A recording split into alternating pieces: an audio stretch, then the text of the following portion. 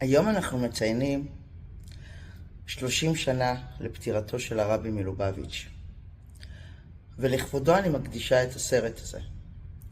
הרבי דיבר הרבה על אחדות ישראל. אחדות ישראל, היום אנחנו משתמשים במילה הזאת הרבה. היא לא אחידות. אחדות זה אומר להבין שבמהות כולנו גוף אחד. ראיתם פעם כדוריות אדומות מתקוטטות עם הכדוריות הלבנות? או כל איבר בגוף. כל אחד יש לו תפקיד, צבע משלו, אג'נדה משלו, ראייה וזווית משלו. כשמחברים את הכל יחד, להבין שהגוף כמו שהוא פועל בצורה מופלאה יחד למטרה אחת, להגן עלינו, ככה זה עם ישראל. אנחנו גוף אחד ומחוברים, והאחדות היא לא אחידות. וכשאנחנו פתוחים להבין עוד תובנות ועוד חוכמות, ולא שופטים לפי מראה כזה או אחר, אנחנו רק מרוויחים. עוד זוויות ועוד תובנות, וראייה פתוחה ולא מוגבלת, לא מצומצמת. אנחנו לא מצמצמים את עצמנו.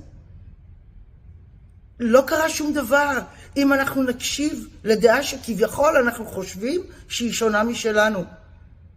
לא מתים מזה.